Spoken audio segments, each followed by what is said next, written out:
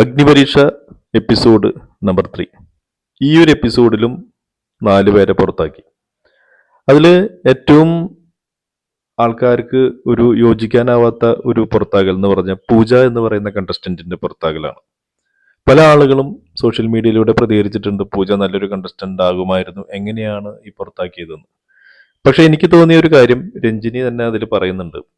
ഇപ്പോൾ അഗ്രഷൻ നല്ലതാണ്, പക്ഷെ അതൊരു മീറ്ററിൽ അപ്പുറത്തേക്ക് പോയി കഴിഞ്ഞാൽ അതൊരു വയലൻസ് ആയി മാറാൻ സാധ്യതയുണ്ട്.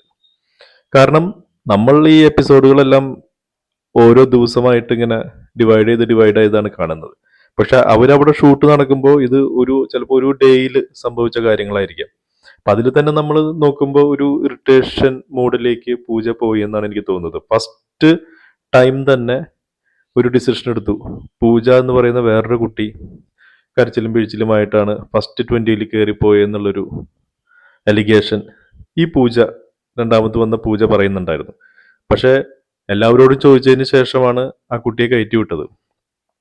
അപ്പൊ അതിനുശേഷം വേറെ 1-2 ആക്ടിവിറ്റീസിലും ആവശ്യമില്ലാതെ ബഹളം വെക്കുന്നു, ഇറിറ്റേറ്റഡ് ആവുന്നു.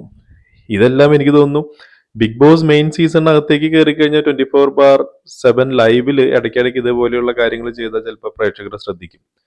ഇവിടെ പ്രേക്ഷകരല്ല ഡിസിഷൻ എടുക്കുന്നത് എന്ന് ആ കുട്ടി മനസ്സിലാക്കിയോ ഇല്ലയോ എന്ന് എനിക്കറിയില്ല. ഇപ്പോൾ ജഡ്ജസ് ആണ് ഡിസിഷൻ എടുക്കുന്നത്. ഇങ്ങനെ ഇറിറ്റേഷൻ ഉണ്ടാക്കി ഒരു പബ്ലിസിറ്റി അല്ലെങ്കിൽ സ്വയം എല്ലാവരും ശ്രദ്ധിക്കപ്പെടുന്ന രീതിയിൽ എന്തെങ്കിലുമൊക്കെ കാണിച്ചു കൂട്ടണം, അല്ലെങ്കിൽ എങ്ങനെയെങ്കിലൊക്കെ ഇതിൻ്റെയൊക്കെ കയറി പറ്റണം എന്നുള്ളൊരു ആറ്റിറ്റ്യൂഡ് കൊണ്ടാണോ എന്ന് എനിക്കറിയില്ല. പക്ഷെ ഇവിടെ കറക്റ്റ് കാര്യങ്ങൾ കറക്റ്റ് ടൈമിൽ പ്ലേസ് ചെയ്തിരുന്നെങ്കിൽ ഒരുപക്ഷെ പൂജയെ ജഡ്ജസും ശ്രദ്ധിച്ചേനെ, പ്രേക്ഷകരും ശ്രദ്ധിച്ച് അടുത്ത റൗണ്ടിലേക്ക് കയറി പോകാൻ പറ്റും. പക്ഷെ ഇത് ആവശ്യത്തിനും അനാവശ്യത്തിനുമെല്ലാം പൂജ കയറി ഇടപെടുന്നുണ്ടായിരുന്നു.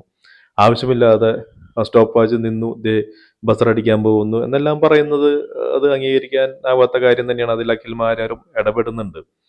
അപ്പോൾ എനിക്ക് തോന്നിയ ഒരു കാര്യം എന്ന് പറഞ്ഞാൽ പൂജ ഒരു എന്താ പറയുക, ഈ ഒരു ഷോയിൽ തൻ്റെ സ്ട്രാറ്റജീസ് കറക്റ്റ് സമയത്ത് അപ്ലൈ ചെയ്യാതെ അനാവശ്യമായ സമയത്ത് ആവശ്യമില്ലാത്ത കാര്യങ്ങൾ എന്തൊക്കെയോ ചെയ്യണം എന്നുള്ളൊരു ആവേശത്തോടു കൂടി ഒരു കാൽക്കുലേഷൻ ഇല്ലാത്ത രീതിയിൽ ഇങ്ങനെ ആ സ്ട്രാറ്റജീസ് അപ്ലൈ ചെയ്തുകൊണ്ടാണ് ജഡ്ജസിനും അതൊരു ഇറിറ്റേറ്റഡ് ആയിട്ട് തോന്നി.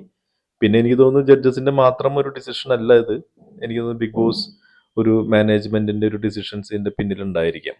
കാരണം ഇങ്ങനെ ഒരു കുട്ടിയെ നമ്മൾ സെലക്ട് ചെയ്ത് ബിഗ് ബോസ് ഹൗസിലേക്ക് പോയി കഴിഞ്ഞാൽ അവിടെ കുറേ ബഹളം കുറേ ഉണ്ടാക്കിയിട്ട് ചിലപ്പോൾ പുറത്തിറങ്ങി പോകും എന്നല്ലാതെ ആദ്യത്തെ ഒരു ആവേശം മാത്രമേ കാണുള്ളൂ എന്ന് ചിലപ്പോൾ തോന്നിയിട്ടുണ്ടായിരിക്കാം.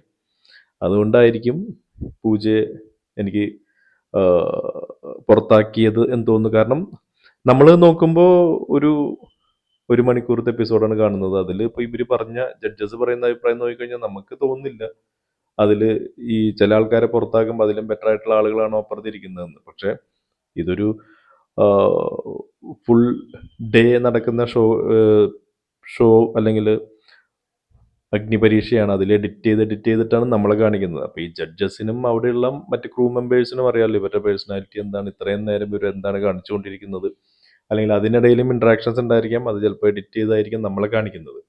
അപ്പോൾ അവർക്കത് കറക്റ്റ് ഒരു ഐഡിയ ഉണ്ടാവും എന്നാണ് എനിക്ക് തോന്നുന്നത്. നിങ്ങളുടെ അഭിപ്രായം കമൻറ്റ് ചെയ്യൂ. Thank you.